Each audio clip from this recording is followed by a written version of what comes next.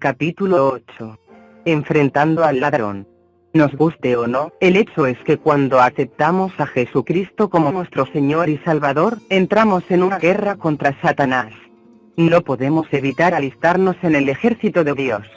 La palabra de Dios proclama: mas vosotros sois linaje escogido, real sacerdocio, nación santa, pueblo adquirido por Dios, para que anunciéis las virtudes de aquel que os llamó de las tinieblas a su luz admirable.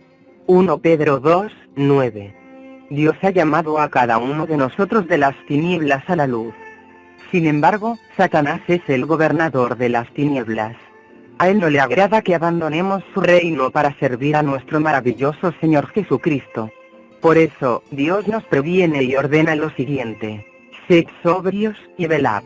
Porque vuestro adversario el diablo, como león rugiente, anda alrededor buscando a quien devorar, al cual resistid firmes en la fe, sabiendo que los mismos padecimientos se van cumpliendo en vuestros hermanos en todo el mundo. Primera de Pedro 5, 8, 9. Someteos, pues, a Dios. Resistid al diablo, y huirá de vosotros. Santiago 4, 7. Ningún cristiano está exento de esta guerra. Desafortunadamente, son muchos los que piensan que pueden evitar inmiscuirse en esta contienda si se cuidan de no saber nada o no hablar de ella. Pero la palabra de Dios muestra que esta forma de pensar es falsa. Por lo tanto, como no tenemos otra opción sino enfrentar al enemigo, aprendamos del Señor cómo vencerlo. En los últimos 2 años, el Señor nos ha enseñado que tenemos unas armas extraordinariamente poderosas. Cuando supimos cuáles eran estas armas y las utilizamos, experimentamos una extraordinaria victoria en nuestra vida. Queremos que usted también conozca estas enseñanzas. Yo, Daniel, le explicaré la primera lección en este capítulo, y luego Rebeca le presentará la suya en el último capítulo. En noviembre de 1994, Rebeca y yo nos encontrábamos ministrando en Costa Rica. El Señor me despertó temprano una mañana, a eso de las 4. El Espíritu Santo me dijo que me levantara, que abriera mi Biblia y que leyera Juan 10, 10. Señor, no necesito abrir mi Biblia, me quejé, puedo quitar ese versículo de memoria. La cama está confortable, Rebeca dormía y yo estaba soñoliento, sin ganas de levantarme. Muy bien, entonces dilo, replicó el Señor. Por supuesto, no podía recordar ni una sola palabra. Entonces me levanté en un santiamén. Abrí mi Biblia, y leí. Jesús dice, el ladrón no viene sino para hurtar y matar y destruir. Yo he venido para que tengan vida, y para que la tengan en abundancia. Juan 10, 10.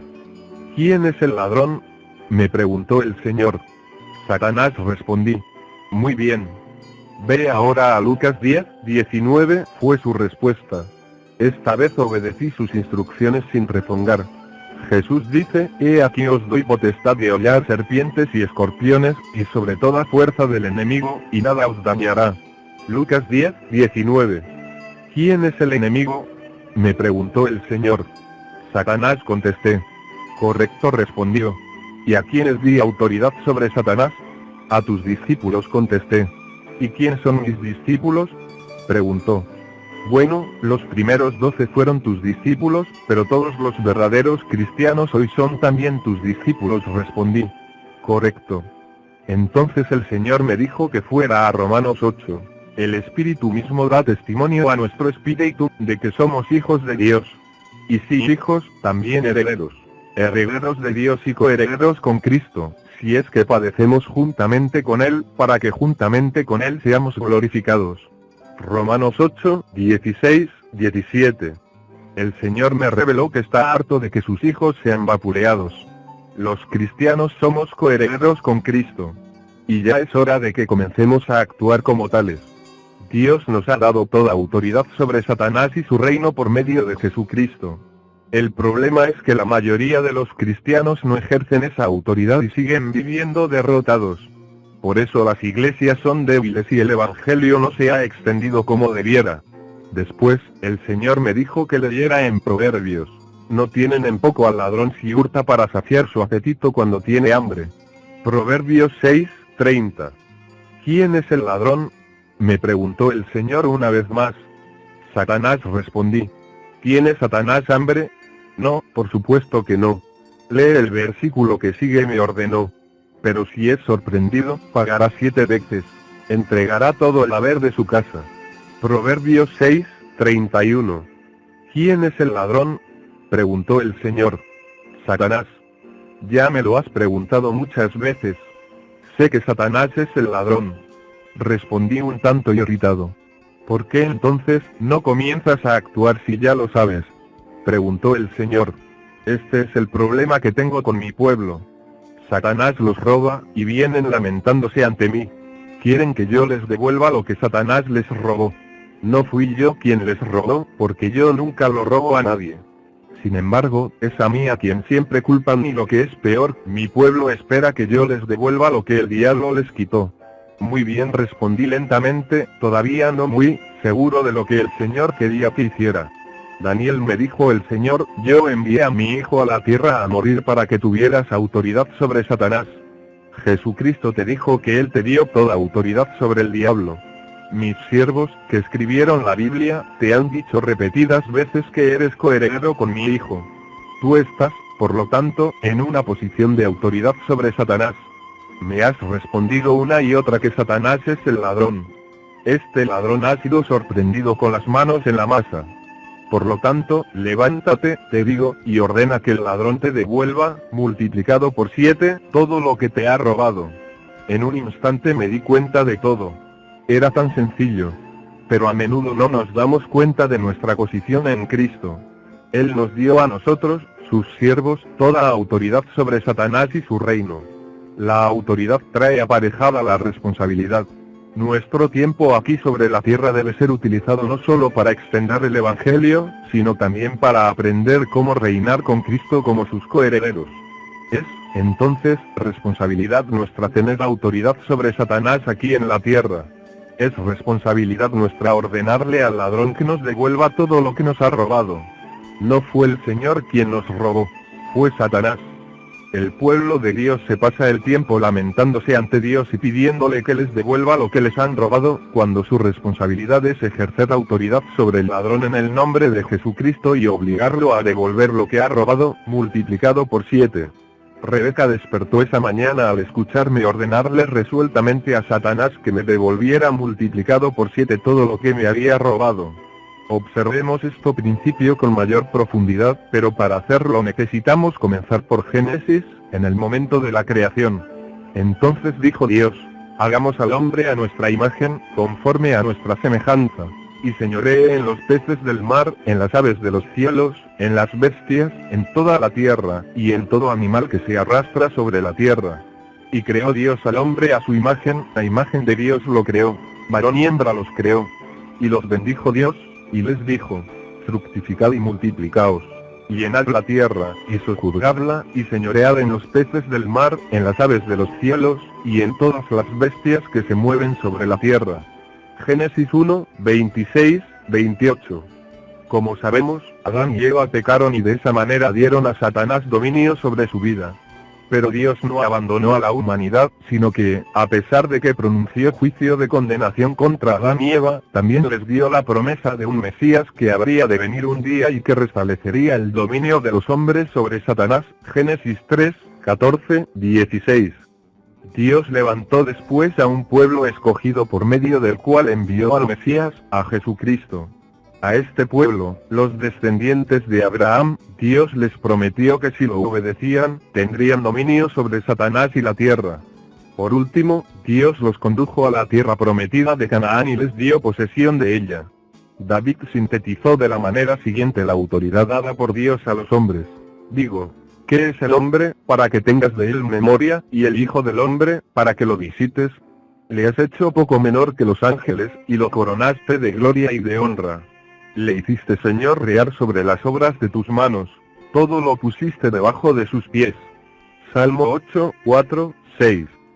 Satanás fue creado por Dios, es parte de la obra de sus manos. Por lo tanto, tenemos que tener dominio sobre él. Cuando se cumplió el tiempo, Jesús vino al mundo. Él es llamado el segundo o el postrer Adán en 1 Corintios 15, 45, 49. Es llamado así porque él vino a esta tierra como el segundo hombre sin pecado. Recordemos que Adán no tenía pecado antes de la caída. Anduvo un tiempo en la tierra sin pecar y después cayó. Pero Jesús jamás cayó. Él fue perfectamente inmaculado. Fue a la cruz para pagar el precio de nuestro pecado y para ganar la victoria final sobre Satanás en favor nuestro. Después de su muerte y resurrección, Jesús dijo a sus discípulos, y Jesús se acercó y les habló diciendo, toda potestad me es dada en el cielo y en la tierra. Mateo 28, 18. Aleluya. Lo que el hombre no podía hacer jamás, Dios la hizo por nosotros. Jesucristo recuperó lo que se había perdido en el huerto del Edén y, a la vez, nos dio autoridad en su nombre. Veamos lo que dice Jesús en los versículos siguientes. He aquí os doy potestad de hollar serpientes y escorpiones, y sobre toda fuerza del enemigo, y nada os dañará. Pero no os regocijéis de que los espíritus se os sujetan, sino regocijaos de que vuestros nombres están escritos en los cielos. Lucas 10, 19 minutos, 20 segundos. Y estas señales seguirán a los que creen. En mi nombre echarán fuera demonios. Hablarán nuevas lenguas. Marcos 16, 17. Queda claro que Satanás y sus demonios nos están sujetos en el nombre de Jesucristo. Pero esto no es todo, Dios nos ha dado mucho más. Ahora somos, literalmente, coherederos con Jesús. Estamos llamados a gobernar. El Espíritu mismo da testimonio a nuestro espíritu de que somos hijos de Dios. Y si hijos, también herederos. Herederos de Dios y coherederos con Cristo, si es que padecemos juntamente con Él. Para que juntamente con Él seamos glorificados. Romanos 8, 16 minutos, 17 segundos. ¿Cómo somos glorificados con Cristo? Esto es una maravilla y un misterio, el plan que Dios tuvo desde el principio. Pablo nos lo sigue explicando. A mí, que soy menos que el más pequeño de todos los santos, me fue dada esta gracia de anunciar entre los gentiles el evangelio de las inescrutables riquezas de Cristo, y de aclarar a todos cuál sea la dispensación del misterio escondido desde los siglos en Dios, que creó todas las cosas, para que la multiforme sabiduría de Dios sea ahora dada a conocer por medio de la Iglesia a los principados y potestades en los lugares celestiales. Efesios 3, 8, 10. Observe, por favor, que el plan eterno de Dios es que por medio de nosotros, la Iglesia, sea dada a conocer la sabiduría de Dios al reino de Satanás. ¿En qué consiste exactamente el plan? En que nosotros, los siervos de Jesucristo, somos no solo siervos, sino también coherederos con Cristo. Pertenecemos a la realeza. Mas vosotras sois linaje escogido, real sacerdocio, nación santa, pueblo adquirido por Dios, para que anunciéis las virtudes de aquel que os llamó de las tinieblas a su luz admirable. 1 Pedro 2, 9. Palabra fiel es esta. Si somos muertos con Él, también viviremos con Él. Si sufrimos, también reinaremos con Él. Si le negaremos, Él también nos negará. Si fuéremos infieles, Él permanece fiel. Él no puede negarse a sí mismo. 2 Timoteo 2, 11, 13. Y de Jesucristo el testigo fiel, el primogénito de los muertos, y el soberano de los reyes de la tierra. Al que nos amó, y nos lavó de nuestros pecados con su sangre, y nos hizo reyes y sacerdotes para Dios, su Padre. A Él sea gloria e imperio por los siglos de los siglos. Amén. Apocalipsis 1, 5, 6. Y en su vestidura y en su muslo tiene escrito este nombre: Rey de Reyes y Señor de Señores. Apocalipsis 19, 16. ¿Quiénes son los reyes y los señores? Nosotros. En Cristo Jesús hemos sido hechos reyes para el reino de Dios. Dios quiso impartirnos la victoria ganada por Jesús en la cruz. ¿Y qué hace un rey? Reinar. La Biblia es clara al decir que el propósito del gobierno ordenado por Dios es tener control sobre el mal. Ese es el propósito de un rey. Observe lo que dice el siguiente pasaje. Sométase toda persona a las autoridades superiores, porque no hay autoridad sino de parte de Dios, y las que hay, por Dios han sido establecidas. De modo que quien se opone a la autoridad, a lo establecido por Dios resiste, y los que resisten, acarrean condenación para sí mismos. Porque los magistrados no están para infundir temor al que hace el bien, sino al malo. ¿Quieres, pues, no temer la autoridad? Haz lo bueno, y tendrás alabanza de ella. Romanos 13, 1, 3. muy mal rey sería el que no pudiera controlar al ladrón que vive en su territorio. Esta es la razón por la que Jesús dijo a sus discípulos, y también a nosotros, que nos había dado, en el nombre de Él, toda autoridad sobre el enemigo. Somos parte de Cristo, su cuerpo. Jesucristo es la cabeza, y nosotros constituimos el resto de su cuerpo, 1 Corintios 12, 31. Por ser la cabeza, Jesucristo da a su cuerpo la autoridad en su nombre para señorear sobre Satanás y su reino. Por eso, es responsabilidad nuestra hacer uso de esa autoridad y enfrentamos al ladrón, a Satanás. Eso fue lo que el Señor me enseñó aquella noche en Costa Rica. Nosotros, el pueblo de Dios, tenemos que obligar al ladrón a devolver lo que nos ha robado. Es para ser reyes y señores que nos estamos capacitando aquí en la tierra. Por lo tanto, si no tenemos autoridad sobre el ladrón, no somos reyes. Nuestra pereza, una puerta abierta para el ladrón. Desafortunadamente nosotros, los reyes, lo damos a Satanás con demasiada frecuencia el derecho legal de robarnos. Esto es lo que hacemos cuando pecamos. Uno de los principales campos donde damos al ladrón el derecho de robarnos, es el de los deseos de nuestra naturaleza pecaminosa, particularmente nuestra pereza. Volvamos una vez más a Génesis, el día cuando cayeron Adán y Eva. Y veamos el juicio que Dios colocó sobre ellos como resultado de la caída. Parte del juicio divino contra el hombre fue que, a partir de ese día, tuvo que trabajar para subsistir. Y al hombre dijo: maldita será la tierra por tu causa, con dolor comerás de ella todos los días de tu vida. Génesis 3, 17. El hombre se ha rebelado desde entonces contra este juicio de Dios, y al hacerlo, le ha dado a Satanás el derecho de robarlo. ¿De qué manera? Al negarse a experimentar el dolor, que en términos sencillos significa trabajar. ¿Vive usted de la beneficencia social? ¿Vive de las dádivas o ayudas del gobierno? Si es así, usted está bajo una maldición porque anda en franca desobediencia a Dios. Pero os ordenamos, hermanos, en el nombre de nuestro Señor Jesucristo, que os apartéis de todo hermano que ande desordenadamente, y no según la enseñanza que recibisteis de nosotros. Porque vosotros mismos sabéis de qué manera debéis imitarnos. Pues nosotros no anduvimos desordenadamente entre vosotros, ni comimos de balde el pan de nadie, sino que trabajamos con afán y fatiga día y noche, para no ser gravosos a ninguno de vosotros. No porque no tuviésemos derecho, sino por daros nosotros mismos un ejemplo para que nos imitaseis. Porque también cuando estábamos con vosotros, os ordenábamos esto: si alguno no quiere trabajar, tampoco coma. Segunda de Tesalonicenses 3, 6, 10. Pablo tenía indudablemente mucho que decir en cuanto a este tema, ¿no lo cree? Recordemos que una de las maldiciones del Imperio Romano, en los días de Pablo, fue la prodigalidad pública. Los historiadores han dicho siempre que una de las principales causas de la caída del Imperio Romano fue esa práctica. Esta prodigalidad llevará también a la ruina a los Estados Unidos si permitimos que continúe. Ella es ya en gran parte responsable de la caída de este país en la bancarrota. Dios mismo es quien nos ordena trabajar y ganar nuestro sustento. Si usted no lo está haciendo, está pecando. Aún los minusválidos pueden trabajar, si quisieran. Hay personas que están demasiado enfermas para trabajar, pero son muy pocas en comparación con el número de las que viven de la beneficencia oficial o como resultado de algún tipo de ayuda por incapacidad. De acuerdo con la palabra de Dios, es la Iglesia, no el gobierno, quien debe ocuparse de los que no pueden en realidad trabajar. Véanse Marcos 14, 7. Primera de Timoteo 5, 3, 16. La beneficencia del gobierno es una maldición que pasa de una generación a otra.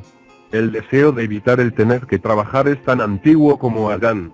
Es parte de la naturaleza pecaminosa de todo ser humano. Nada nos gusta tanto, ni con tanta rapidez, como el recibir algo que no nos cuesta nada. El argumento más trillado que usan las personas que no quieren perder el subsidio del gobierno, es que no pueden conseguir trabajo. Tonterías. La verdad es que no pueden conseguir un trabajo que les proporcione tanto dinero como el que reciben del gobierno. La solución es, entonces, hacer dos trabajos. Observe, por favor, lo que dijo el apóstol Pablo: ni comimos de balde el pan de nadie, sino que trabajamos con afán y fatiga día y noche, para no ser gravosos a ninguno de vosotros. Segunda de Tesalonicenses 3, 8. Jesús afirmó con claridad el principio de que, en el reino de Dios, la persona debe demostrar sobre todo fidelidad e integridad en lo poco antes de poder recibir más. El que es fiel en lo muy poco, también en lo más es fiel. Y el que en lo muy poco es injusto, también en lo más es injusto. Pues si en las riquezas injustas no fuisteis fieles, ¿quién os confiará lo verdadero? Y si en lo ajeno no fuisteis fieles, ¿quién os dará lo que es vuestro? Lucas 16, 10, 12. Y llegando el que había recibido 5 talentos, trajo otros 5 talentos, diciendo: Señor, 5 talentos me entregaste. Aquí tienes, he ganado otros 5 talentos sobre ellos. Y su señor le dijo: Bien, buen siervo y fiel. Sobre poco has sido fiel, sobre mucho te pondré. Entra en el gozo de tu señor. Mateo 25, 20, 21. Más adelante, en esta misma parábola, Jesús desaprobó a uno de los siervos por ser perezoso. Respondiendo su señor, le dijo: Siervo malo y negligente, sabías que ciego donde no sembré, y que recojo donde no esparcí. Por tanto, debías haber dado mi dinero a los banqueros, y al venir yo, hubiera recibido lo que es mío con los intereses. Quitadle, pues, el talento, y dadlo al que tiene 10 talentos. Porque al que tiene, le será dado, y tendrá más. Y al que no tiene, aun lo que tiene le será quitado. Y al siervo inútil echadle en las tinieblas de afuera. Allí será el lloro y el crujir de dientes. Mateo 25, 26, 30. Humillaos, pues, bajo la poderosa mano de Dios, para que Él os exalte cuando fuere tiempo, echando toda vuestra ansiedad sobre Él, porque Él tiene cuidado de vosotros. 1 Pedro 5, 6, 7. Usted tiene que dar el primer paso por fe. Busque un empleo, no importa lo insignificante o humilde que sea. Y al hacerlo, pídale a Dios que lo perdone por su holgazanería y por su dependencia de la ayuda del gobierno, en vez de la ayuda de Él. Pida también al Señor que quite de su vida la maldición de la holgazanería. Si lo hace, Él podrá bendecirlo con un mejor empleo y con más ingresos económicos. El deseo del perezoso le mata, porque sus manos no quieren trabajar. Hay quien todo el día codicia, pero el justo da, y no detiene su mano. Proverbios 21, 25, 26. ¿Por qué se caracterizan los sectores de nuestras ciudades donde gran parte de la población vive de la ayuda del gobierno? Por la violencia y la delincuencia. ¿Ha sido usted un flojo? ¿Acostumbra a llegar siempre tarde a su trabajo? ¿Hace apenas la mitad del trabajo que debiera hacer? ¿Cambia con frecuencia de empleo porque siempre quiere algo mejor donde le paguen más? Esto le indica al posible empleador que no se puede confiar en usted. ¿Se pelea usted con sus colegas de trabajo? ¿Es chismoso y envidioso? Si todo lo anterior es cierto, le está dando al ladrón el derecho a robarlo. La palabra de Dios es clara en cuanto a esto. Porque donde hay celos y contención, allí hay perturbación y toda obra perversa. Pero la sabiduría que es de lo alto es primeramente pura, después pacífica, amable, benigna, llena de misericordia y de buenos frutos, sin incertidumbre ni hipocresía. Y el fruto de justicia se siembra en paz para aquellos que hacen la paz. Santiago 3, 16, 18. Siervos, obedeced en todo a vuestros amos terrenales, no sirviendo al ojo, como los que quieren agradar a los hombres, sino con corazón sincero, temiendo a Dios. Y todo lo que hagáis, hacedlo de corazón, como para el Señor y no para los hombres. Colosenses 3, 22, 23. No hay lugar para la envidia, la rivalidad o la pereza en el reino de Dios. Al que el Señor usa con poder en su servicio y lo bendice, tiene que ser ante todo uno que trabaja arduamente. Por la pereza se cae la techumbre, y por la flojedad de las manos se llueve la casa. Eclesiastes 10, 18. Somos edificio de Dios, somos parte de la casa de Dios. Primera de Pedro 2, 4, 5. Si somos flojos e indolentes, le damos a Satanás el derecho legal en nuestra vida. Si somos así, perdemos el derecho de ordenarle al ladrón que nos devuelva lo que nos ha robado. Podemos, sin embargo, ser perezosos también en otros aspectos aparte del trabajo. Podemos serlo al negarnos a disciplinarnos a nosotros mismos y a usar los talentos y dones que hemos recibido del Señor. Son muchas las personas que han fracasado en el ministerio que Dios les ha dado por la holgazanería y la falta de disciplina. El Espíritu Santo nos da dones, pero tenemos que ser solícitos y diligentes en conservarlos. Y esto implica trabajo. Por lo cual te aconsejo que avives el fuego del don de Dios que está en ti por la imposición de mis manos. Segunda de Timoteo 1:6. Después que hayamos confesado nuestros pecados y cambiado nuestra manera de vivir, tendremos el derecho de ordenar a Satanás que nos devuelva lo que nos ha robado por causa de nuestros pecados. Jesucristo nos ha dado el poder y la autoridad sobre el ladrón, pero debemos primero poner en orden nuestra vida, con seriedad y rapidez, porque el tiempo es corto. ¿Qué le ha robado Satanás? Su gozo, su empleo, su esposa, su esposo, sus hijos. ¿Los robó o usted le dio el derecho legal de apoderarse de ellos por sus propios pecados? Si Satanás le robó algo, póngase en acción, ejerza autoridad sobre este ladrón y dele la orden en el nombre de Jesucristo que le devuelva lo que le ha robado. Permítame que le dé un ejemplo práctico de un caso que nos ocurrió y que tiene que ver con esto. Temprano en la mañana, un lunes de enero de 1995, Rebeca y yo debíamos tomar un vuelo a la Ciudad de México. El jueves anterior tuvimos una de las tormentas de lluvia helada que han hecho famoso a Arkansas. Llovió literalmente durante 48 horas. Hasta las ramitas más pequeñas de los árboles estaban cubiertas de hielo. Aquello era hermoso, pero también muy devastador. La mañana de viernes nos quedamos sin electricidad. Como vivimos muy metidos en el campo, nuestro vecino más cercano vive a más de 1,5 kilómetros de distancia. El agua la obtenemos de un pozo. De modo que, sin electricidad, no solo no teníamos luz ni calefacción, sino tampoco agua. Esa noche hizo mucho frío. El sábado por la mañana no teníamos todavía electricidad, pero teníamos que viajar en apenas 2 días. Estábamos comenzando a preocuparnos y salí a ver si podía encontrar dónde se habían roto los cables y así ayudar a la compañía de electricidad a dar con el problema. Al dirigirme hasta el extremo de nuestro terreno de 1 hectárea, descubrí que una enorme rama se había desprendido de uno de nuestros pinos y había caído sobre el cable principal que llevaba la corriente a nuestra propiedad. Pero en vez de partir en dos el cable, todo el poste había quedado destrozado, hecho añicos sobre el suelo, parecía como si hubiera sido de cristal en vez de madera. Todo el equipo eléctrico que estuvo sobre el poste, incluido el medidor y el tablero de control, eran ahora pedazos sobre el suelo. Sin embargo, el cable seguía intacto, aunque en el suelo, conectado al poste caído. Manejé entonces 40 kilómetros hasta la población más cercana, e informé a la compañía de electricidad lo que había ocurrido. Cuando se lo dije al gerente, se limitó a menear la cabeza y me dijo: «Lo siento Daniel, pero tenemos en este momento más de 9.000 casas sin electricidad. Arreglar un poste es un trabajo que toma tiempo. Esto significa que no podremos repararlo sino en, por lo menos, 1 semana». También me dijo que todo el equipo que había en el poste era de mi propiedad y que era mi responsabilidad pagar por sustituirlo. Por lo tanto, no vendrían a repararlo hasta que yo lo reemplazara, y me cobrarían el valor del trabajo. Todo eso llegaba a más de $1,000 que no teníamos. Regresé a casa desanimado. Tenemos 2 señoras mayores, Frieda y Nancy, que viven en nuestra propiedad y que nos ayudan cuidando de todas nuestras cosas mientras estamos de viaje. No podía marcharme del país y dejarlas sin electricidad. Teníamos el temor, además, de que las tuberías del agua se congelaran y estallaran.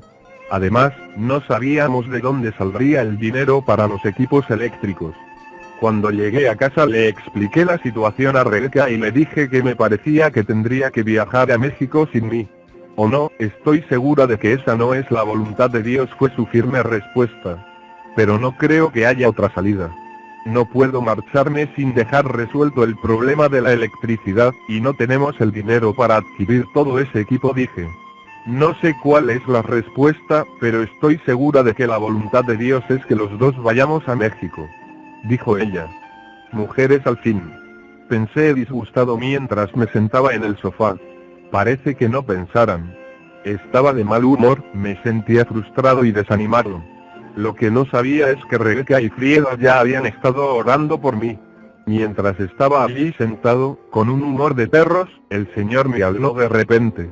«¿Quién te robó la electricidad?». Me incorporé en mi asiento de repente. «Por supuesto.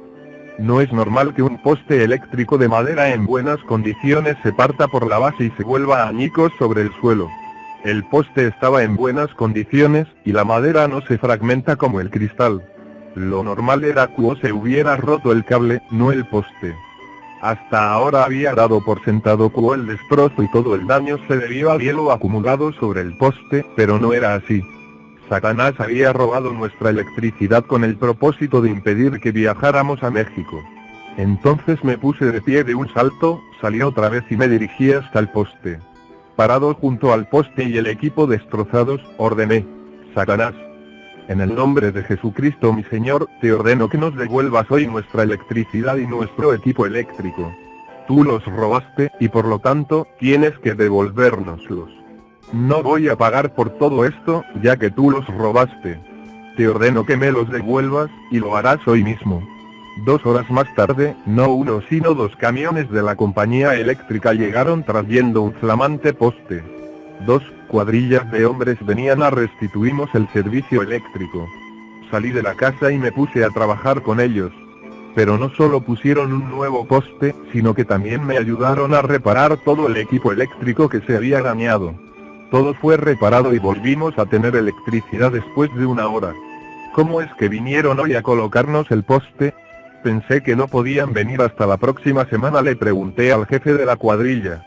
En realidad no lo sé, contestó. No teníamos ningún plan de venir por aquí, y mucho menos a montar un poste. Pero recibí una llamada en la radio de mi camión diciéndome que una cuadrilla de hombres se dirigían con un poste nuevo a su casa y que yo debía parar lo que estaba haciendo para venir a ayudar a los hombres a restablecerle el servicio. Por lo tanto, aquí estamos. Alabado sea el Señor. ¿Se dan cuenta? Satanás había robado nuestra electricidad. Pero soy un coheredero con Jesucristo, y a través de él tengo autoridad sobre el ladrón para obligarlo a devolverme lo que me ha robado. Nos fuimos a México y el Señor bendijo maravillosamente las reuniones. El viernes por la noche tuve la oportunidad de presentar el Evangelio en una concentración de jóvenes donde más de 350 adolescentes dieron su corazón a Cristo. Por eso Satanás había tratado de evitar con tanto empeño que viajáramos.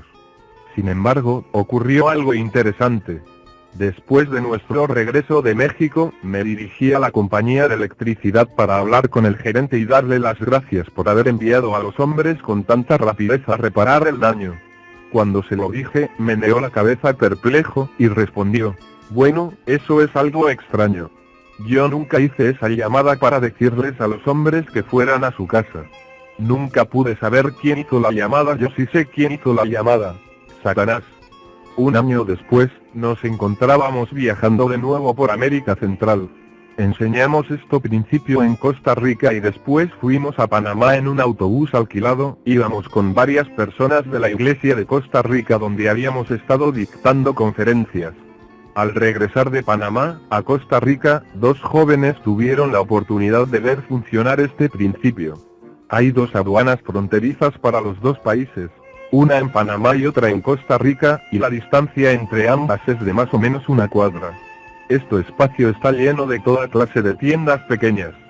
Mientras esperábamos en la primera aduana, en suelo panameño, todos bajaron del autobús y se pusieron a comprar en las tiendas situadas a ambos lados de la frontera, porque allí los artículos son más baratos. Después regresaron al autobús y nos dirigimos a la siguiente aduana. En esta ocasión, 2 de los jóvenes entraron al autobús conversando entre sí en español. Cuando llegamos a la aduana de Costa Rica y esperábamos sentados, una mujer llegó corriendo, subió al autobús y le entregó a los jóvenes un poco de dinero, al tiempo que decía algo jadeando, y se marchó rápidamente. Los jóvenes comenzaron a reír y a alabar al Señor. Entonces los preguntamos qué había sucedido. Nuestro intérprete nos dijo que cuando estos 2 jóvenes fueron a cierta tienda a comprar, el dueño se quedó con $10 que les pertenecían a ellos. Se lo reclamaron, pero el hombre se negó a escucharlos y los echó de la tienda. Mientras ellos estaban en la acera frente a la tienda, hablando de la situación, recordaron lo que les habíamos enseñado en cuanto a enfrentar al ladrón. Entonces ejercieron autoridad sobre Satanás, el ladrón, y en el nombre de Jesucristo le ordenaron que les devolviera lo que les había robado a través del dueño de la tienda. Después de esto regresaron al autobús. La mujer que había llegado corriendo por la calle hasta el autobús era la esposa del comerciante. Ella les devolvió los $10 a los jóvenes y les pidió disculpas. El ladrón fue obligado a devolver lo que había robado. Desde que comenzamos a enseñar esta poderosa herramienta de lucha espiritual, hemos tenido el privilegio de escuchar muchos testimonios de cómo las personas están aprendiendo a ser reyes por medio de... Capítulo 9. El Tribunal Final de Apelación. Para que ustedes comprendan esta última lección, yo, Rebeca, tengo que presentar un poco de la historia de Daniel y luego, de nuestra vida y circunstancias que hemos vivido juntos en el matrimonio.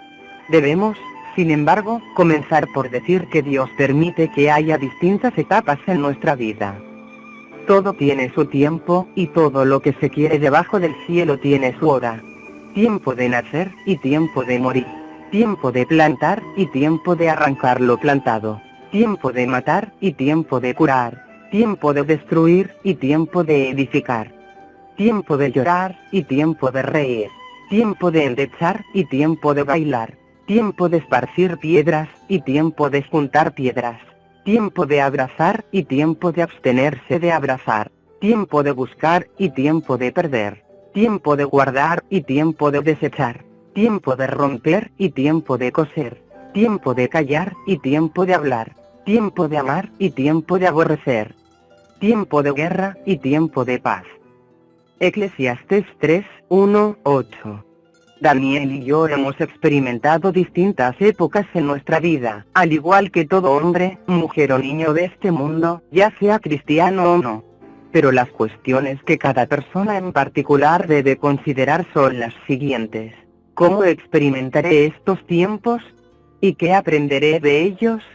Habrá épocas de aflicción y de sufrimiento en nuestra vida, pero Satanás tratará de prolongarlos y de mantenernos todo el tiempo sufriendo y derrotados.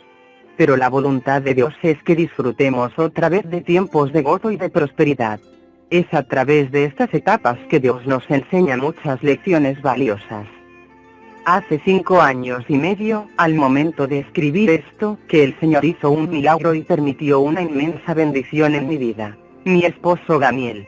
Necesito contarles un poco de su historia personal y luego, de nuestra vida juntos después de nuestro matrimonio, para que puedan entender las importantes lecciones que hemos aprendido juntos. Daniel nació en el seno de una familia judía muy rica, eran banqueros internacionales. Su familia no era judía ortodoxa, sino judíos que se guiaban por la Cábala, un sistema esotérico judío de magia y misticismo. Daniel nació en los Estados Unidos, pero a la edad de 6 años fue enviado al extranjero a un internado de primera clase.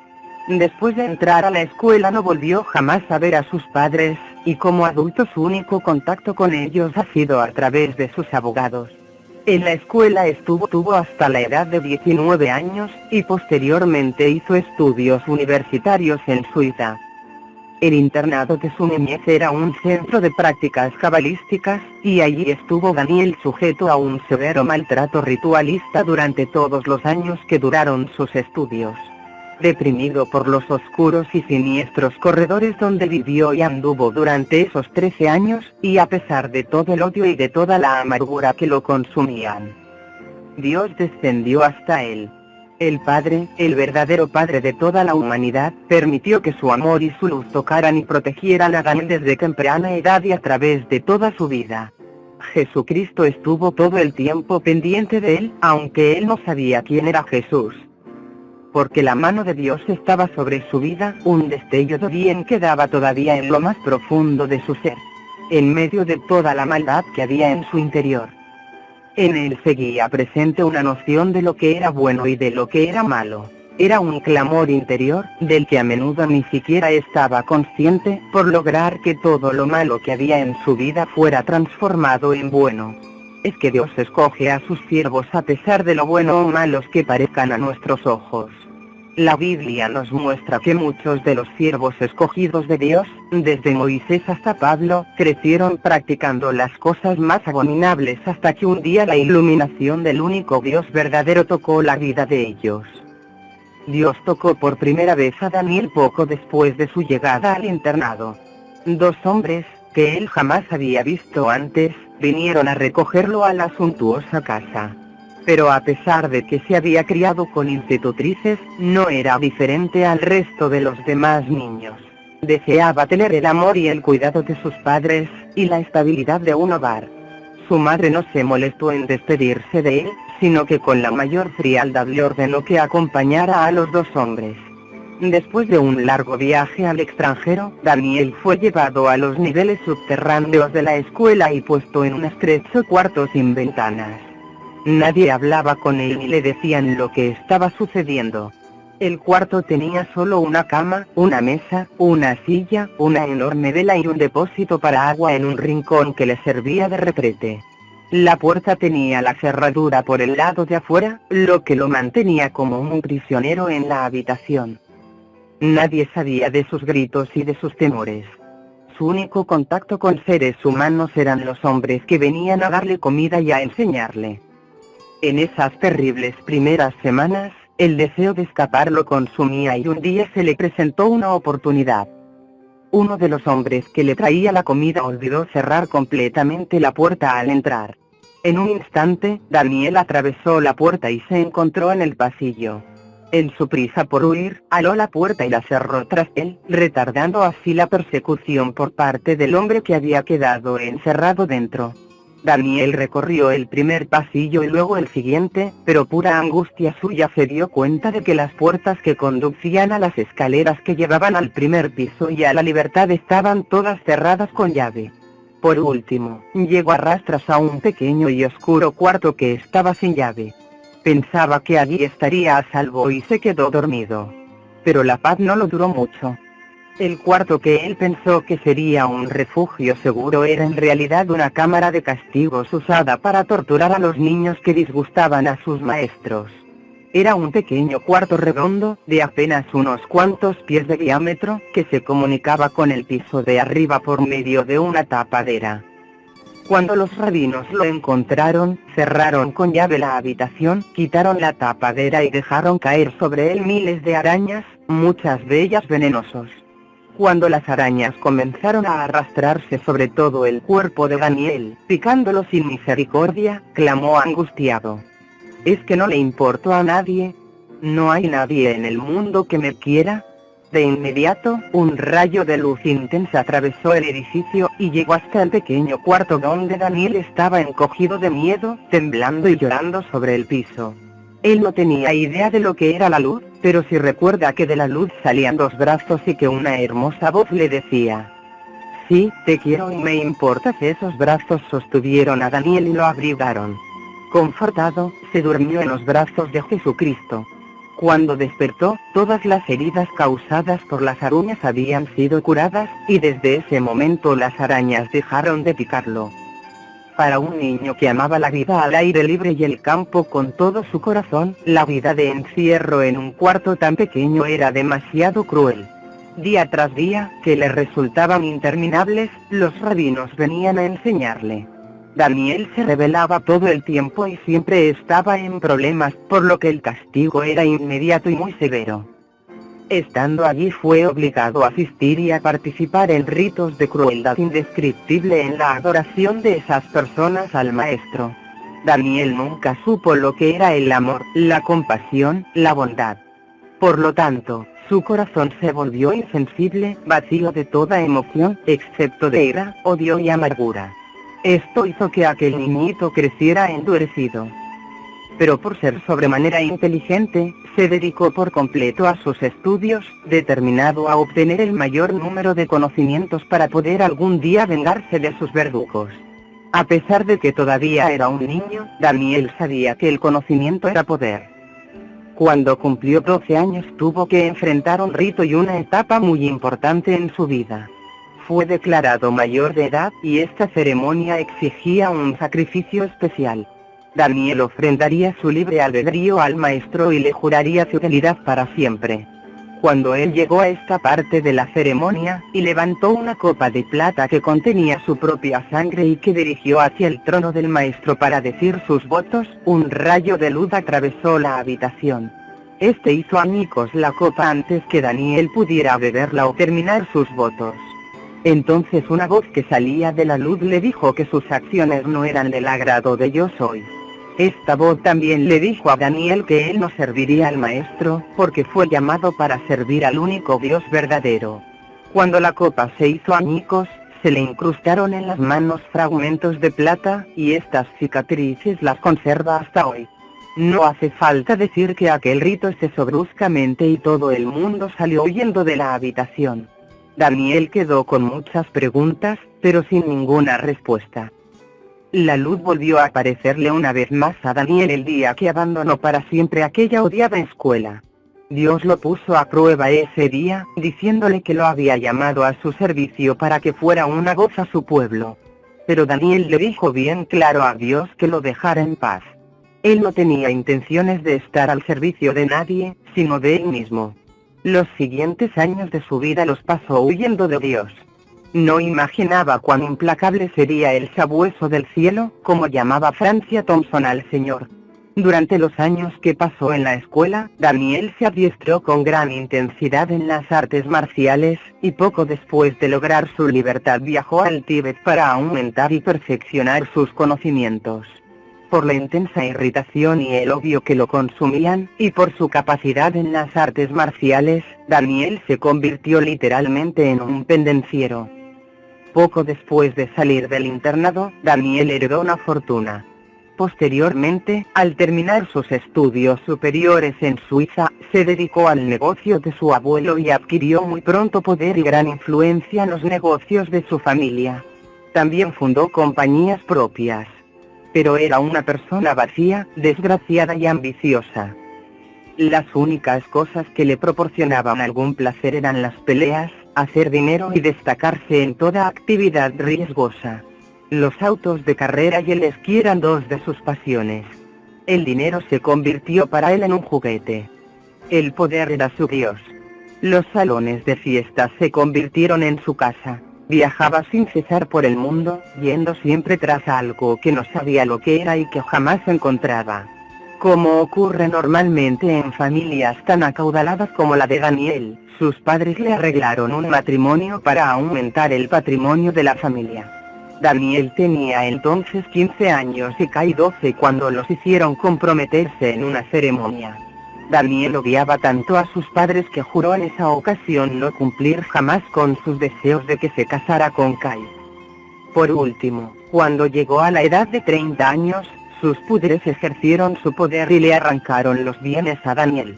Tenía que tomar una determinación, enfrentar la vida sin un centavo o casarse con Kai. Capítulo y se casó con Kai, pero esta vez toda su irritación y su odio se volcaron hacia ella por el matrimonio al que había sido obligado. Kai era una mujer hermosa, talentosa y rica. Ella también había sufrido terribles maltratos porque fue criada en la cábala. Sin embargo, a pesar de todo el maltrato, tenía un corazón amoroso y deseoso de conocer la verdad. Daniel recuerda bien lo que ocurrió un día, más o menos 4 años después de haberse casado. Iban por la autopista que corre paralela a la costa de California y Kai lo pidió que detuviera el vehículo para ver una hermosa puesta de sol sobre el océano Pacífico. De repente, se volvió a Daniel y le dijo: ¿ves toda esa belleza? Yo sé que el Dios que servimos no pudo haber creado tanta hermosura. Es un Dios que solo quiere destrucción, dolor y sufrimiento. Voy a buscar al Dios que creó todo esto. Voy a buscarlo hasta encontrarlo, y luego le serviré. Daniel no tomó en cuenta sus comentarios, pero menos de un año después Kai tuvo un encuentro con Jesucristo y con gozo lo aceptó como su Señor y Mesías. Esto trastornó la vida de Daniel. Kai sufrió una transformación completa. Se llenó de paz, confianza y gozo, y daba a conocer las buenas nuevas de su Salvador a todo el mundo. Los socios comerciales de Daniel se sintieron molestos por esto, y tanto su familia como la de Kai también se molestaron. Daniel también estaba molesto. Pero nada hacía desistir a Kai. Muy pronto Daniel comenzó a recibir llamadas amenazantes de los padres de ambos. «Haz callar a Kai», le ordenaban. «¿Por qué no la hacen callar ustedes?», fue su áspera respuesta. «Ustedes la obligaron a casarse conmigo. Yo no quería casarme con ella. Vean si pueden callarla». Mátenla si quieren. Eso a mí no me importa. Kai no era sino una fuente de irritación en la vida de Daniel. Sin embargo, al mismo tiempo él deseaba ansiosamente otra cosa, pero no sabía qué era. Un día, Kai entró a su oficina en Suiza. Daniel, dime por favor, le dijo ella, qué es necesario que ocurra en tu vida para que aceptes a Jesucristo como el Mesías y Dios verdadero. Por primera vez en su vida, en vez de golpearla o gritarle, Daniel se puso a pensar. Si tu Dios es tan verdadero como dices, entonces que me haga sentir amor por alguien, le contestó él. No será ningún problema, respondió Kai. Solo pídeselo. ¿Qué quieres decir? Lo que oíste. Solo pídeselo. Pídele que te haga amar a alguien. Daniel meneó la cabeza, lamentando lo que acababa de decir. Luego, encogiéndose de hombros. Muy bien, si hay algún Dios tan sabio al que no estoy obedeciendo, dijo con sarcasmo, entonces te pido, Dios, que me hagas amar a alguien. Después de decir esto, se dio vuelta rápidamente, salió de la habitación y se olvidó del asunto. Daniel olvidó muy pronto todo lo ocurrido, pero Dios no. Más o menos 2 semanas después, Daniel recibió una llamada del abogado de sus padres para decirle que hiciera callar a Kai. Pero esta vez, en lugar de dar la respuesta acostumbrada, dijo, oiga, déjenla en paz. Ella es mi esposa y puede hacer todo lo que venga en gana. Déjenla en paz o tendrán que vérselas conmigo. Dicho esto, colgó bruscamente el teléfono y se quedó mirándolo. ¿En realidad dije eso?, se preguntó. Su simpatía por Kai fue gradualmente en aumento en las semanas que siguieron, y su actitud hacia ella sufrió un cambio radical. Se dio cuenta de que quería protegerla y pasar tiempo en su compañía. Por primera vez notó cuán hermosa era. Y Kai se dio cuenta también del cambio en él. Kai se acercó de nuevo a Daniel. ¿Me amas, verdad?, lo preguntó ella. Daniel se puso inquieto. En realidad no sé, dijo. No sé lo que es el amor. No puedo decirte que te amo. Bueno, yo sí puedo decirte que me amas, dijo Kai sonriendo. Dijiste que creerías en Jesucristo si él te hacía amar a alguien. Ahora que lo ha hecho, ¿lo aceptarás como tu Señor y Mesías? No. Fue la respuesta de Daniel. Dicho esto, se negó rotundamente a continuar hablando del asunto. Transcurrieron algunas semanas y Kai se acercó de nuevo a él. Daniel, te hablo en serio, le dijo ella. ¿Qué necesitas para convencerte de que Jesucristo es el Mesías? Daniel estaba molesto por su persistencia, pero por sus sentimientos hacia ella le resultó imposible responderle con la irritación acostumbrada. Sin embargo, seguía buscando la manera de librarse de ella. Por los maltratos que había recibido cuando niña y joven, Kai tuvo que someterse a una histerectomía parcial poco después de su matrimonio y había quedado incapacitada para tener hijos. Pero en lo profundo de su corazón, Daniel había abrigado siempre el secreto deseo de tener un hijo, un deseo que nunca había manifestado, ni siquiera a sí mismo. Si tu Dios existe, que quedes embarazada por fin, le dijo a Kai. Eso no es ningún problema, fue la respuesta de ella. Y allí mismo, justo en medio de su oficina, cayó de rodillas y con toda sencillez y suavidad le pidió al Señor que le diera un nuevo útero y un hijo. No volvieron a hablar más del asunto, y en medio de la presión de sus negocios y de sus continuos viajes, Daniel se olvidó pronto del asunto. 3 meses después, Kai irrumpió en la oficina de Daniel con el rostro radiante. En su mano tenía la prueba de ultrasonido que mostraba a un feto perfectamente formado en un útero perfectamente normal. Aún así, Daniel se negó a aceptar a Jesucristo. Sin embargo, el embarazo de Kai fue la gota que derramó el vaso de agua para ambas familias. Como si no fuera suficiente que Kai hubiera decidido servir a un Dios gentil, ahora estaba embarazada gracias a ese Dios.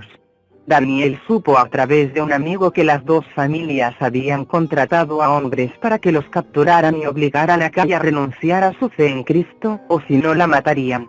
Por primera vez en su vida Daniel fue embargado por el miedo. De pronto, todos sus poderes de nada le servían. Por lo tanto, él y Kai huyeron. Estuvieron huyendo durante 3 meses, pero por la voluntad permisiva de Dios fueron atrapados. Daniel descubrió que todos sus poderes lo habían abandonado cuando más los necesitaba. Con su experiencia en las artes marciales, normalmente habría derrotado a los 5 matones, pero esta vez se sintió impotente y asustado, lo cual era una experiencia totalmente nueva para él. Fueron llevados a Israel, donde Daniel fue encadenado a una pared y obligado a ver cómo Kai, su primer y único amor, era torturada hasta morir. La muerte de Kai, con todo lo espantosa que fue, resultó en una completa victoria. Daniel jamás había visto tanto poder. Kai le dijo todo el tiempo a sus captores que los perdonaba, que Jesucristo era el verdadero Dios y Mesías, y que él era un Dios de amor, mientras que el maestro de ellos era un Dios de odio. Mi Dios, Jesús, está dentro de mí. Él es un Dios de amor. No importa lo que ustedes me hagan, no pueden causarme daño porque Jesús está ahora mismo aquí, dentro de mí, les decía. Kai no sentía ningún dolor, no importa lo que la hicieran sufrir. Hasta su muerte, estuvo cantando himnos de alabanza y dando testimonio de la gloria de su Dios. Por fin, Daniel se hallaba frente a frente con el formidable poder de Jesucristo.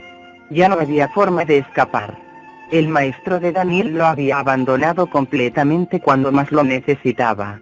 No había palabras para describir el horror y el dolor de esos terribles momentos en la vida de Daniel. Después de la muerte de Kai, la familia de Daniel pensó que él volvería a sus negocios y que se casaría de nuevo. Pero en vez de eso, se fue a los Estados Unidos, donde se escondió en una cabaña en las montañas y se puso a estudiar la Biblia de Kai durante todo un año. Abrumado por el pesar, estaba desesperado por saber quién era ese Dios de Kai. Al comienzo se puso a estudiar la Biblia con rabia, tratando de probar que el Dios en quien Kai creyó y que se la había quitado, era un impostor. Pero en vez de esto, encontró la verdad. Un año después de la muerte de Kai, Daniel cayó de rodillas, se arrepintió de sus pecados y aceptó a Jesucristo como su Señor, Salvador y Mesías. Abandonó su familia y sus riquezas, y decidió, con toda sinceridad, seguirlas en la a la que Dios lo había llamado desde hacía tantos años. Casi 4 años después de la muerte de Kai, Dios hizo por medio de una serie de milagros, que Daniel y yo nos conociéramos. Esto ocurrió el 7 de noviembre de 1989 y nos casamos el 10 de diciembre del mismo año. Lo maravilloso de un matrimonio como el nuestro, un matrimonio literalmente arreglado por Dios y centrado en Jesucristo, es la total unidad sobrenatural y el amor que Dios nos ha dado. Dios nos ha hecho uno. La efusión del Espíritu Santo en nuestra vida es motivo de gozo para nosotros. Cuando el Señor le muestra a uno de nosotros algo, también le muestra lo mismo al otro. De esta manera Él nos confirma todo el tiempo que estamos siendo guiados por el Espíritu Santo. A la familia de Daniel le enfureció saber que él aceptó a Cristo, y creo que soy exageradamente modesta al decir que tampoco se sintieron agradados cuando se casó conmigo. Esta familia es muy poderosa, tanto económica como políticamente, y es responsable de habernos tratado de hacer la vida imposible desde que nos casamos. Después de nuestro matrimonio, nos mudamos de California a Iowa. Daniel pastoreaba una pequeña pero creciente congregación, y nuestro ministerio estaba creciendo.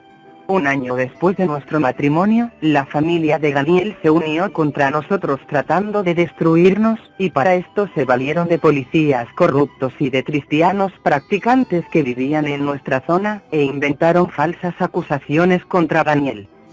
Una noche 2 de febrero de 1991, nos encontrábamos accidentalmente fuera de casa, en otro lugar, y nuestra secretaria nos cuidaba la casa. Cerca de la medianoche, 10 hombres vinieron a la vivienda y derribaron violentamente la puerta.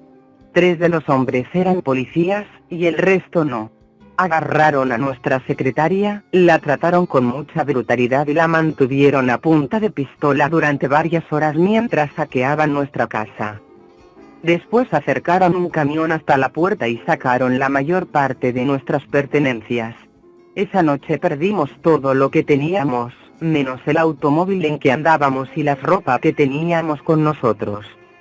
Poco después arrestaron a Daniel y lo echaron en la cárcel.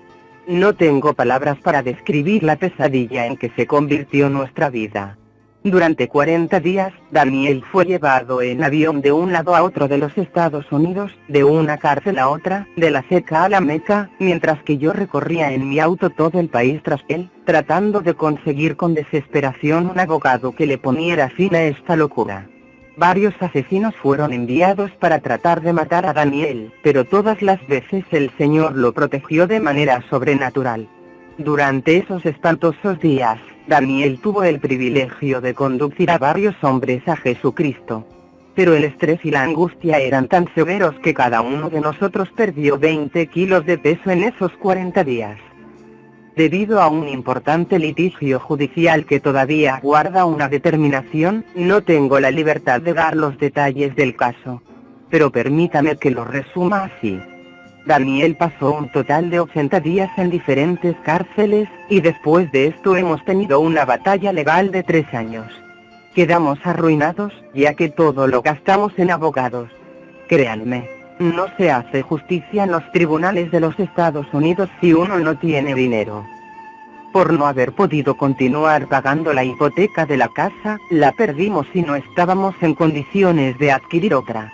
Por eso, durante más de 3 años vivimos primero en una casa rodante y después en varios remolques quinta rueda, un tipo especial de vehículo recreativo. Por fin, el Señor nos llevó a establecernos en Arkansas, donde vivimos ahora. Estábamos trabajando y comenzábamos a tener estabilidad económica, pero el Señor nos habló y nos ordenó renunciar a nuestros trabajos para dedicarnos a tiempo completo al ministerio. Obedecimos al Señor y en agosto de 1993 estábamos viajando, y en febrero del año siguiente estábamos en la más completa bancarrota. En ese tiempo descubrimos que hay poca honradez entre el liderazgo cristiano. En la mayoría de los lugares donde hablábamos, se recogían ofrendas de amor para nosotros, pero los pastores nos daban un cheque por $200 o $300 y guardaban el resto de la ofrenda para la iglesia. Esta cantidad que nos daban no cubría ni siquiera nuestros gastos de viaje. ¿Cómo entonces podía proporcionarnos algo para vivir? Nos percatamos que si no regresábamos a nuestros trabajos perderíamos aún nuestra quinta rueda y terminaríamos en la calle. Por lo tanto, estábamos totalmente desanimados y derrotados. Esa semana, mientras tratábamos de decidir qué hacer, Daniel recibió una oferta de trabajo maravilloso. El único problema era que si lo tomaba, no podríamos viajar y ministrar, y él tendría que firmar un contrato por 5 años. Daniel le dijo a la persona que le daría su respuesta en 2 semanas. Habíamos decidido que si el Señor no hacía algo muy preciso para darnos a conocer su voluntad, o si no había ningún cambio en nuestras circunstancias durante esas 2 semanas, abandonaríamos del todo el ministerio para dedicarnos al trabajo secular. Estoy segura de que algunos de ustedes que leen este libro, están ahora en el punto del desánimo y la derrota en su vida. Han hecho todo lo humanamente posible para de todo corazón obedecer al Señor y agradarlo. Pero aún así se sienten derrotados. Así como nos sentíamos nosotros en esa negra etapa de nuestra vida. Gemimos, oramos, ayunamos y buscamos al Señor, pidiéndole que nos revelara si había algún pecado oculto del que no estábamos conscientes. Pero no lo había. Reprendimos entonces a Satanás y ordenamos que cualquier maldición que hubiera contra nosotros fuera quebrantada en el nombre de Jesucristo. Pero todo esto fue en vano. Durante ese periodo de 2 semanas teníamos el compromiso de viajar a Denver, Colorado, para dar unas conferencias. Llegamos allí, pero nos enteramos de que el hombre que nos había invitado nos había mentido y que no había ninguna conferencia. Estábamos inmovilizados, sin dinero para regresar a nuestra quinta rueda de Arizona. Parecía que habíamos llegado al final de la cuerda.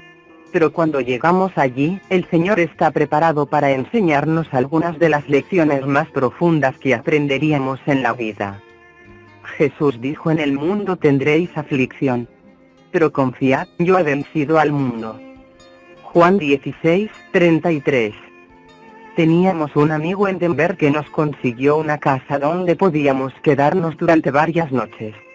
Otro hermano cristiano nos auxilió y, dirigido por el Señor, nos puso en contacto por teléfono con una hermana cristiana de la zona.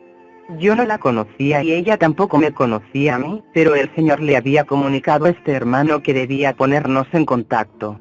Allí estábamos al teléfono, sin tener la más leve idea de qué hablar. No iba a contarle a una persona completamente extraña nuestros enredos, pero ella dijo: en realidad, no tengo nada que decirle, excepto esto.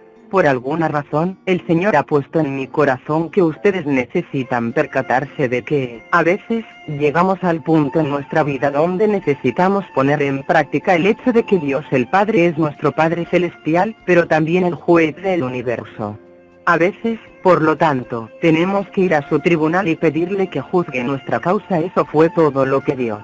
Le di las gracias y colgué. Después, esa misma noche, le dije a Daniel lo que la hermana me había dicho. Permítame recordarle que hasta ese momento no habíamos tenido sino experiencias atroces en los tribunales, muchas veces debido a jueces injustos y a falsas acusaciones. Poner los pies en un tribunal era lo último que alguno de nosotros dos quería hacer. Por lo tanto, cuando le hablé sobre el asunto a Daniel, su respuesta fue: «¿Estás loca? No necesito que Dios juzgue mi causa. Lo que necesito es su misericordia. Olvídalo». El Espíritu Santo, sin embargo, continuó su obra de convencimiento y me trajo a la mente el asunto una y otra vez. Sabía que Satanás era quien nos estaba derrotando, y también sabía que solo Dios podía derrotarlo. Tenía miedo de presentarme en un tribunal, pero el Espíritu Santo continuó apremiándome. Por fin esa noche, como a las 3 de la madrugada, me levanté de la cama y me fui a la sala, que estaba a oscuras, para tratar de guiarme según la palabra de Dios para nosotros. Me había hecho un gran examen de conciencia a mí misma y había orado, pero no había podido descubrir ningún pecado que Daniel o yo no hubiéramos arreglado con Dios. Tampoco estábamos cometiendo algún pecado del que estuviéramos conscientes. También me di cuenta de que uno no va a un tribunal y se presenta ante un juez sin estar preparado. Sentí que el tribunal de Dios era aún más serio que los tribunales de la tierra, y por eso organicé con mucho cuidado mis peticiones. Voy a decirle exactamente la oración que hice esa noche para que pueda comprender mejor el concepto. El primer asunto era mi derecho a presentarme delante del juez del universo. Por supuesto, este derecho no se podía fundamentar en algo bueno que Daniel o yo hubiéramos hecho, porque la Biblia dice que la justicia de los hombres es como trapo de inmundicia a la vista de Dios, Isaías 64:6. Por lo tanto, únicamente podía presentarme bajo el amparo de la sangre preciosa de Jesucristo. Solo podía valerme de su justicia, no de la mía. En segundo lugar, ya que Dios nos había hecho a Daniel y a mí una sola carne, sentía que podía presentarme ante el Señor tanto en nombre de Él como en el mío. Por lo tanto, me postré sobre mi rostro delante del Señor y oré de esta manera: Padre, en el nombre de Jesucristo tu Hijo, humildemente vengo ante tu presencia. En el nombre de Jesucristo, solicito de ti que me permitas venir delante de tu trono como juez del universo. Solicito de ti que me concedas una audiencia. Te estoy pidiendo que juzgues entre mi esposo y yo. Y Satanás. Por lo tanto, solicito de ti que Satanás venga y que esté presente en esta audiencia. No sé si Satanás estuvo o no allí, pero me imagino que sí. Cuando dije esas palabras, me sentí inundada por la presencia del Señor y supe que estaba en realidad en el tribunal celestial. Seguí orando. Padre, quiero que esté bien claro que vengo a ti solo bajo el amparo de la preciosa sangre de Jesucristo. Daniel y yo no tenemos ninguna justicia propia, sino únicamente la justicia de tu Hijo. Tengo ahora varias peticiones que quiero presentarte en el nombre de Cristo. 1. Solicito de ti que juzgues de una vez por todas. ¿Nos has llamado a Daniel y a mí a un ministerio a tiempo completo para ti? Mi esposo y yo creemos con todo el corazón que sí nos has llamado. Si juzgas que sí, humildemente me permito decirte que es tu responsabilidad darnos los medios para realizar el trabajo que nos has mandado hacer. 2. Te pido que escudriñes mi corazón y el de Daniel, y juzgues. ¿estamos en realidad haciendo tu voluntad, sin importar el precio? Si tu juicio es que hemos demostrado nuestra disposición de hacer tu voluntad, entonces me permito decirte que sabes como nosotros y Satanás también que el maligno nos ha impedido cumplir tu voluntad. Te estoy pidiendo que des una orden que sujete a Satanás y a sus huestes para que dejen de impedirnos hacer tu voluntad. 3. Padre, sé por tu palabra que tú permites que Satanás pueda zarandearnos. Pero también sé por tu palabra que el zarandeo tiene término. Jesús le dijo a Pedro que había orado por él a fin de que después de ser zarandeado fuera fortalecido para confirmar a los hermanos. Lucas 22, 31, 32. Padre, humildemente me atrevo a decirte que creo que este proceso de zarandeo ya ha sido lo suficiente largo en nuestra vida. Te estoy pidiendo que le pongas punto final. Señor, si has juzgado que nos has llamado al ministerio, y que nuestro corazón está totalmente dispuesto a obedecerte, te ruego que ordenes a Satanás que no nos siga tentando y zarandeando para que podamos ocuparnos del trabajo que tú nos has mandado hacer. No podemos cumplir cabalmente todo lo que nos has mandado si continuamos siendo zarandeados. Mi siguiente petición tuvo que ver con Daniel. Desde el comienzo de nuestro matrimonio, él era atormentado con pesadillas y con el recuerdo de escenas pasadas, tanto de la tortura y muerte de Kai como del maltrato de que él fue víctima en su niñez. Estas pesadillas se producían a pesar de su plena liberación, de nuestras oraciones y ayunos, y de nuestras reprensiones a Satanás. Nada de lo que había surtido efecto. 4. Señor, solicito de ti que obligues a Satanás y a sus demonios a dejar de atormentar a mi esposo con pesadillas y recuerdos. Ya basta. Siento que no tienen el derecho de seguir haciendo esto, y por lo tanto, te pido que termines este tormento para siempre. Desde que se produjo el arresto de Daniel, ambos vivíamos bajo una nube de temor, y estábamos muy conscientes de la realidad del temor. Oramos contra ese temor, ayunamos, lo reprendimos e hicimos todo lo que subíamos a hacer, pero no podíamos librarnos de él. Muchas noches me levantaba de repente sudando frío y aterrorizada, pensando que había oído a alguien derribando nuestra puerta para prender a Daniel otra vez. Habíamos servido por más de 2 años a pesar del temor, pero sabíamos que aquello era un estorbo que no nos permitía dedicarnos por completo a lo que Dios quería hacer en nuestra vida. 5. Padre, como tú bien sabes, desde que Daniel fue arrestado, hemos estado bajo el yugo del temor. Te estoy pidiendo que quites este yugo de nuestra vida desde ahora y para siempre. 6. Padre, te estoy pidiendo que veas nuestra situación económica. Te estoy pidiendo que juzgues si hemos actuado correctamente en el aspecto económico. Si tu juicio es que sí hemos actuado bien, entonces te pido que hagas que Satanás saque sus manos de nuestros asuntos económicos. Señor, nuestro deseo es avanzar en la obra que sentimos que tú nos has llamado a hacer, pero no podemos hacerlo si tenemos que hacer un alto y trabajar en otra cosa para poder vivir. Por lo tanto, te estoy pidiendo que obligues a Satanás y a sus servidores a alejarse de nuestra economía familiar y que nos bendigas en este aspecto. 7. Por último, Señor, te estoy pidiendo que obligues a Satanás a no seguir obstaculizando tu comunicación con nosotros.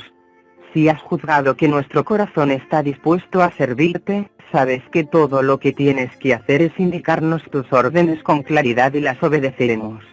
Te estoy pidiendo que nos des tu guía y dirección perfectamente claras. Padre, encomiendo una vez más nuestra vida a tu cuidado. Sé que tú eres un juez perfectamente justo, y tengo la seguridad de que juzgarás nuestra causa con perfecta justicia. Me imagino que ahora oirás los argumentos de Satanás.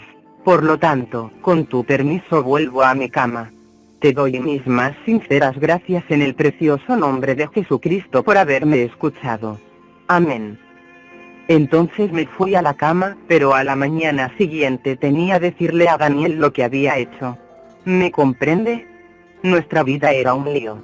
No sabía lo que haría Dios con mis peticiones, pero sí estaba bien segura del hecho de que Él podía pronunciar juicio contra nosotros. En ese caso, estaríamos en una situación peor de la que ya estábamos. Por lo tanto, me quedé callada y esperé para ver lo que el Señor haría. Ese mismo día, fuimos a visitar al pastor de una pequeña iglesia donde él había hecho preparativos para que habláramos esa noche. Era un encantador anciano de 84 años de edad. No sabía nada de nuestras circunstancias, pero era un verdadero siervo de Dios. Cuando nos sentamos para escucharle decir algunas de las cosas que Dios había hecho en su vida, pudimos sentir la presencia del Señor. De repente, antes de concluir lo que estaba diciendo, se detuvo y pidió: oremos. Inclinamos nuestra cabeza, y al hacerlo el Espíritu Santo comenzó a hablar a Daniel con gran claridad. Como acostumbra al hablarle Dios de esta manera, Daniel simplemente abre su boca y repite todo lo que el Señor dice. Daniel habló: querida, el Señor me está hablando muy claramente. Me dice: a partir de este momento estoy destruyendo el yugo de temor de tu vida.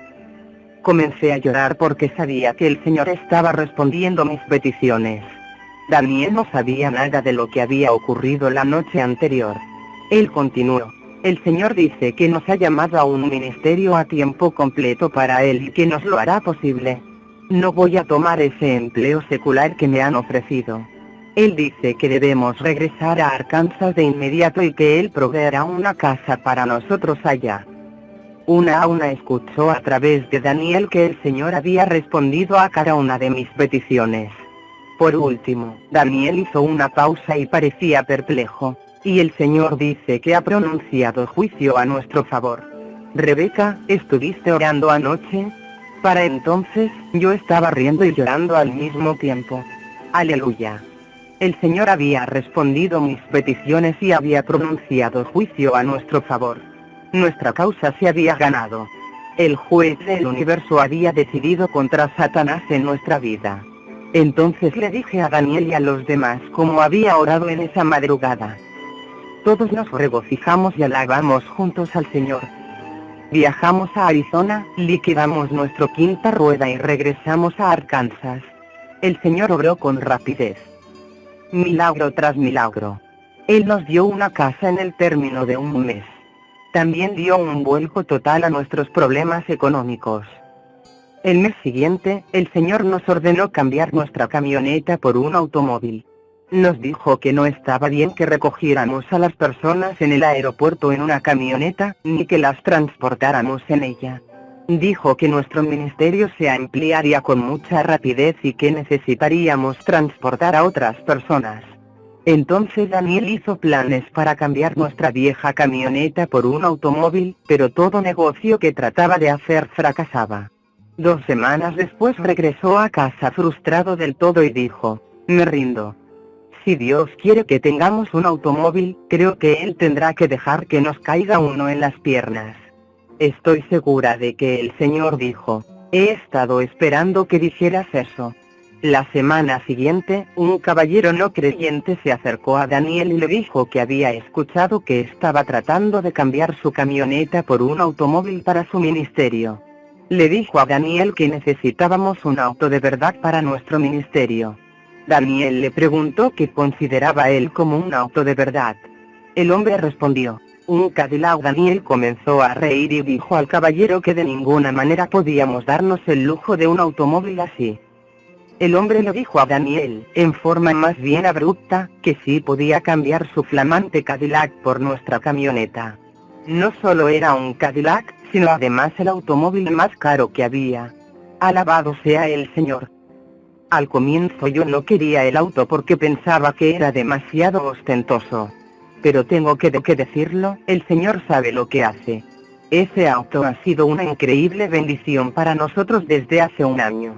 Hemos tenido que llevar a tantas personas a diferentes lugares en ese automóvil, que nos permite viajar a todos cómodamente, y nos da la oportunidad de un mayor compañerismo. A propósito, el hombre que nos dio el auto recibió ya a Cristo como su Señor y Salvador. Debo también decir que desde aquella noche, hace más de un año, Daniel no ha tenido ni una sola pesadilla o recuerdo que lo atormente. Aleluya.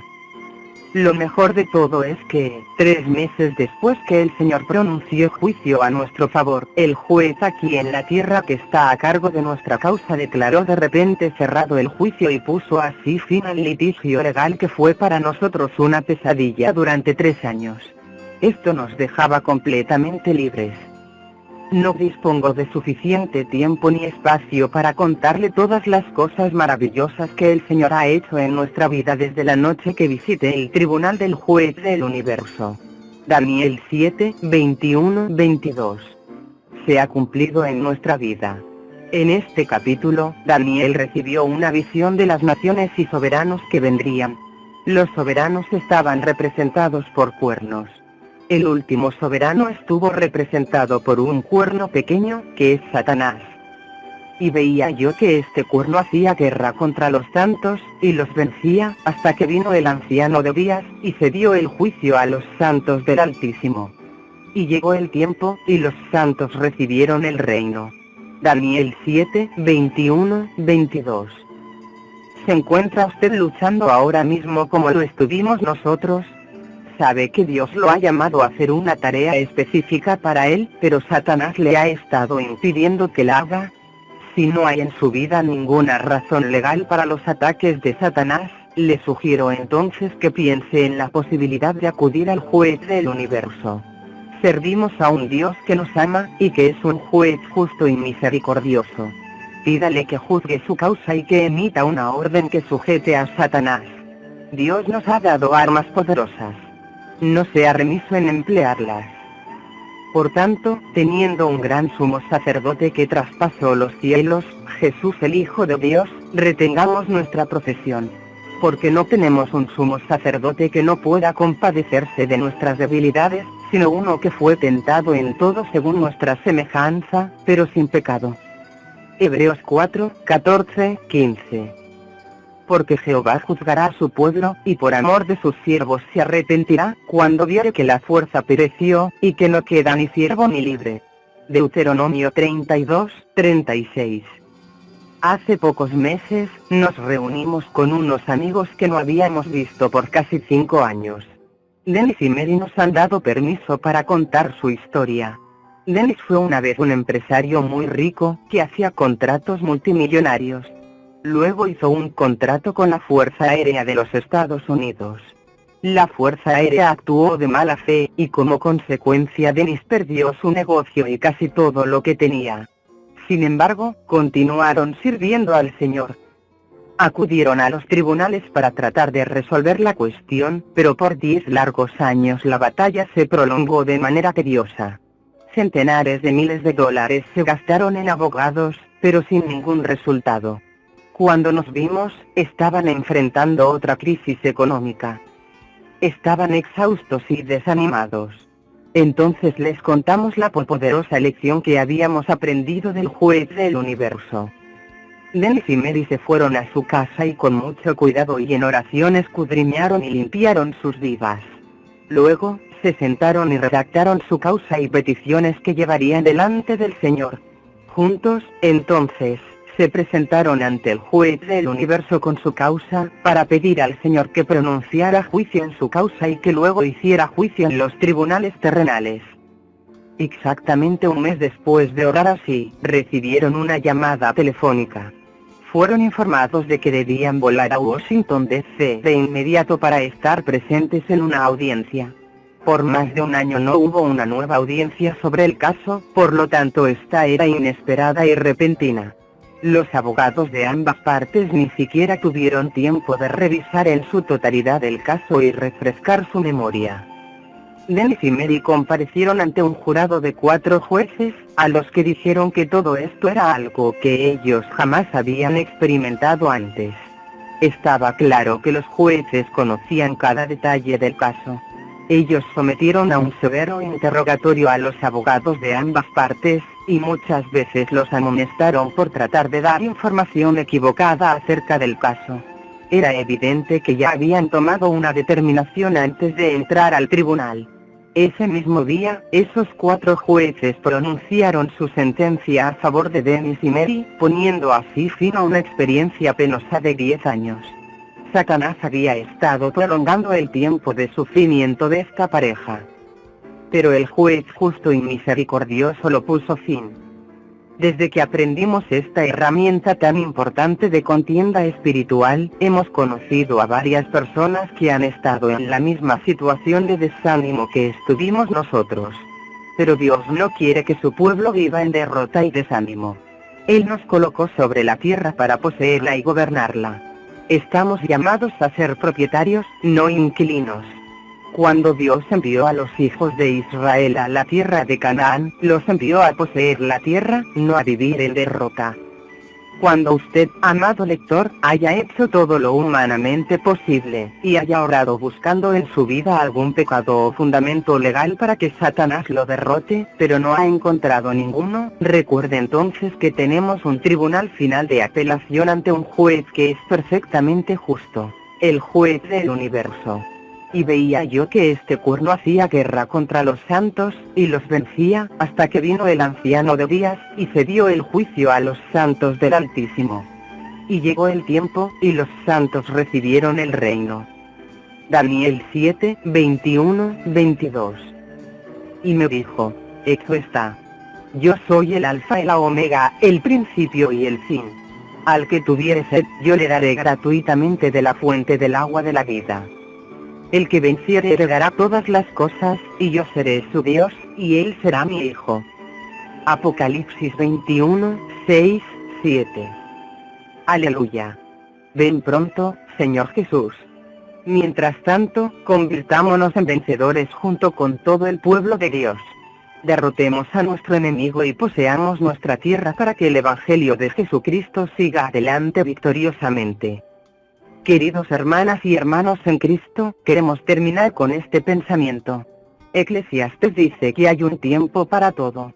Habrá tiempos de sufrimiento y de pruebas en nuestra vida. Crecemos en el Señor cuando enfrentamos tiempos difíciles, pero Dios no quiere que permanezcamos todo el tiempo en la adversidad. Él quiere hacernos victoriosos sobre Satanás. Jesús sufrió y murió en la cruz para que pudiéramos ser victoriosos. No acepte, le ruego, su situación actual como la que debe permanecer durante el resto de su vida. Busque al Señor y limpie su vida. Luego, levántese y ejerza autoridad sobre el ladrón. Quizás necesite ir ante el juez del universo para solicitarle una audiencia. Recuerda que hemos creído en un Dios justo y misericordioso que nos ama mucho.